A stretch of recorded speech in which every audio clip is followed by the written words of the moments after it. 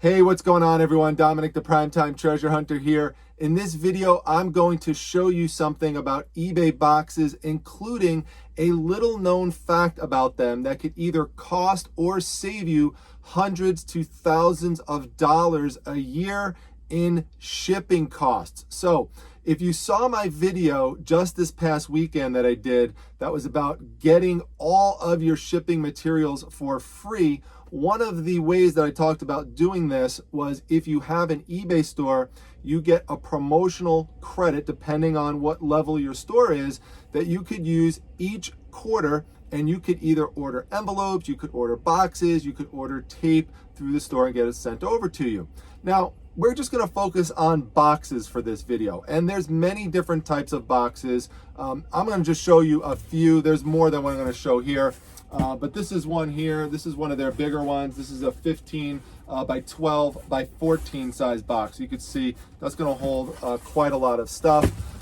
They also have this one here. I really like this one. This one is the 12 by 6 box. It's really good, by the way. Just a little bonus tip. It's great for beer taps. They go really good in here. The vast majority of them. There'll be some that would be too big for it, but most of them will fit in there. A lot of people struggle with finding boxes to ship beer taps in. So perfect 12 by 6 by 6. Then you've got your classic 8 by 8 by 8 box right here. So that's a good one also. You can see it's got nice depth.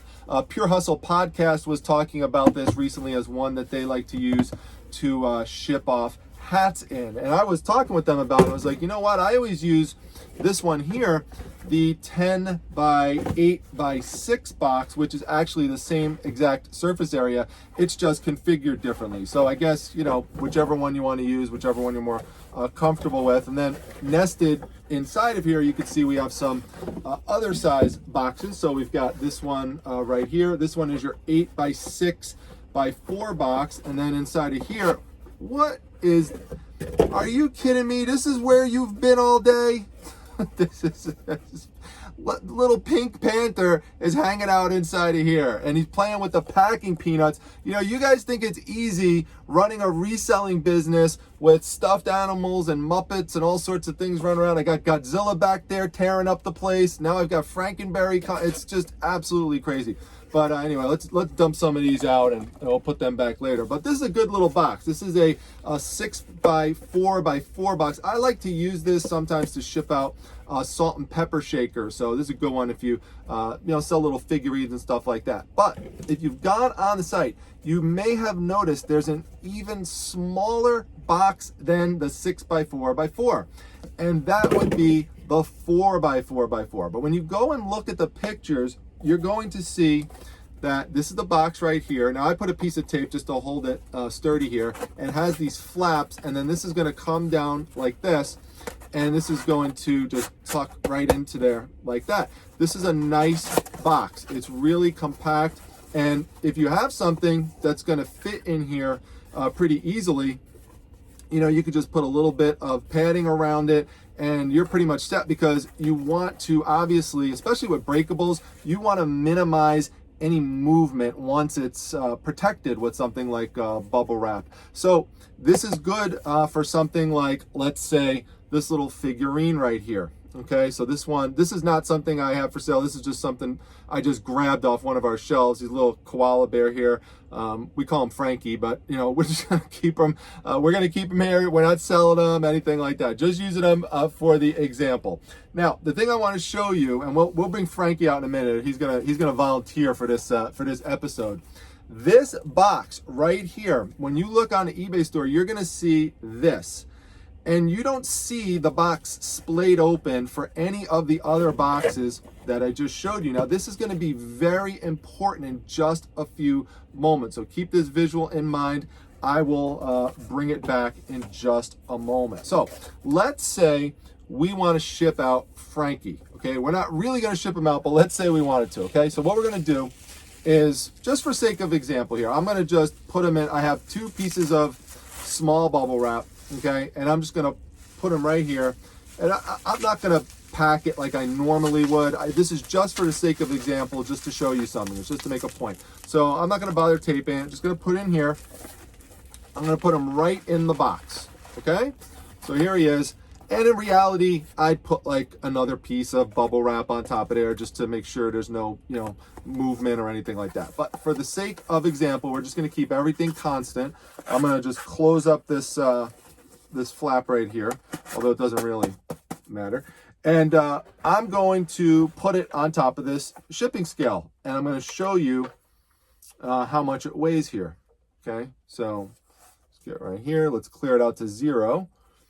I'm going to put this right on here, and you can see here we are coming just under a pound. Okay, just under a pound. So that's important because I put it right here. I got 15.4. So that's probably what you saw, 15.4. Okay, so just under a pound. Now, let me crack a myth right here. A lot of people say, when I say that could ship out first class, they tell me, no, it can't because first class cuts off at 13 ounces. When you ship out through eBay's labels, they have a special deal with the post office that you could ship up to 16 ounces or less first class. So that at 15.4 is going to go out first class. Now, I'm in New York. Let's take the most extreme example. If that's going to go out from New York to California, that is going to be $5.70. Keep that number in mind, $5.70. And by the way, just one other little bonus tip about this is that the reason why it is 4x4x4 and it's not any smaller than that is because they need to accommodate for a 4x6 label, which is what a lot of people use. And remember, with labels, you don't have to have the entire label fitting on one panel. You could just nest it over like this, and as long as the top part of the label is showing the address and the bottom part is showing the bar, that's all they need. They don't need it all to fit onto one thing like that. So just keep that in mind when you're putting your labels together, especially if you're new with this. Okay, so we've got this one at 15.4. Now let's take them out. And let's say you're someone who's just, either you're just starting out with your reselling business, maybe you just purchased a shipping scale, you just, you go out to, a lot of people mentioned, by the way, in my video, thank you for all the amazing comments on the ways to get shipping supplies for free. A bunch of people mentioned dollar stores. I agree. That's a great place, and it's a great place to get small boxes like the ones we're going to talk about here. So this is a good box. And another one that's a good box that's small is this one right here, the 6x4x4. But let's just say, you just have you didn't order eBay boxes, you didn't get into that yet, and you just pulled your average box that you got from the grocery store, like a Cottonelle box. Okay, so you just take this, you put it in here. Now we're just going to keep everything constant, okay? Now normally you would have to put more fill in here. So this becomes a problem because now you are wasting additional fill. So you're taking things like these, air pillows, for example, putting them in there. Those things add up, cost money. Even if you're taking more bubble wrap, whatever you're putting in there, that adds more weight. And that, adds to your cost if you're buying things like, air pillows and stuff like that. But let's take our scale out right now, and we're going to put it up right here. All right, let's just clear it out to 0, and we'll put this on top of here. So it's the same thing, okay, right there. And you can see here, we are easily over a pound, So if we now have to take this item and ship it out this way, we can't ship it out first class anymore. This is now going to cost $6.94 to ship out priority mail from New York to California, which is a difference of $1.24. So let's just round it up to $1.25.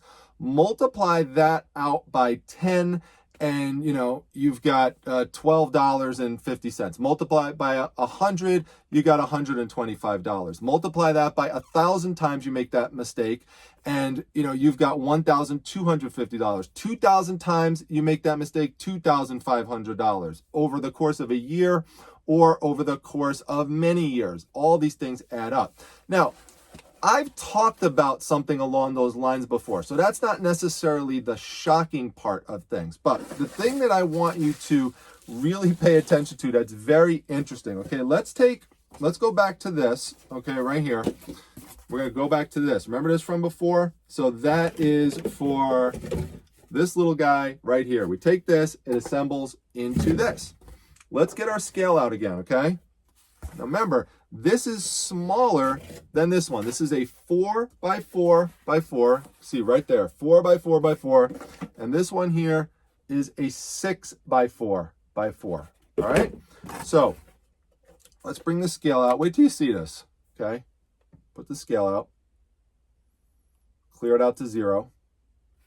All right. Then we're going to put this right on top of here. And you check that out. That is going to be coming in at about 2.3 ounces. 2.3 ounces. Okay? Now, what would you think this one is going to weigh when I put it on top of here? Now, I'm going to get you one that's completely undone just to make everything equal. You would think that this one is going to weigh more than that one because we have more surface area. After all, for example, we would think, right, that this one, the 8 by 6 by 4, is going to weigh more than the 6 by 4 by 4, right? So let's go and take this right here. This is our 6 by 4 by 4. That's what it looks like. We are going to lay it down right here on top of this. Once we clear this out to a 0, we'll put this right, let's get it to an exact 0. There we go. Put this right here. And you can see there we're at 2 ounces, exactly 2 ounces. All right. So isn't that interesting? This one, even though it covers more surface area, actually weighs less, 0.3 ounces less than this one.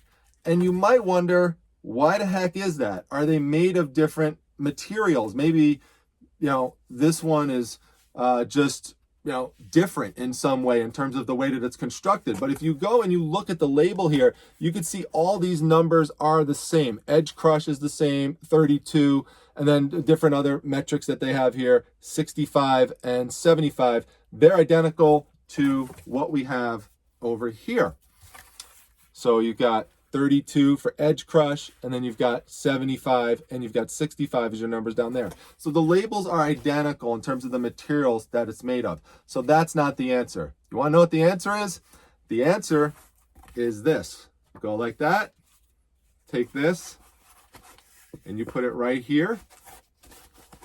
Okay. Now, true, we have to cut this open and splay it open, and I'm actually going to do that for you right now. So let's just take this. And I'm just going to tear it right here. I'll just tear it right down the middle just to show you. Because someone might say, well, yeah, what's the big deal? It's, it's double flapped. Even if you go right here, you could see here that the 4 by 4 by 4 box has more cardboard on it than the 6 by 4 by 4. That's because all of these little flaps that have to come over and nest in one another makes this one weigh 3 more ounces than the other one. And that could be all the difference in the world before you wind up going into priority mail range versus going into staying in first class mail range. That could be the difference. Those 3 ounces right there. In addition to that, or 0.3 ounces, 0.3 ounces. So that 0.3 ounce difference is absolutely critical sometimes. That 0.3 ounces could also be the difference of whether or not you're going to have to stick into one quarterly range of first class mail versus another one, because once you go from 4 ounces to 5 ounces, it changes. From 8 ounces to 9 ounces, it changes. And from 12 ounces to 13 ounces, it changes in terms of the price. And the way you are supposed to do it is that if you are at, let's say, 8.3, you are not supposed to round down to the 8. You're supposed to round up to the 9. That's how you're supposed to do it. Now, yes, I know people argue you could get away with it and you could round it down and no one's ever going to look at it. I know I'm going to hear someone say, I worked at the post office for 20 years and they don't have the time to check that sort of stuff. But that is how you are supposed to do it. And if you brought it into the post office and got it weighed, that's exactly what they would do.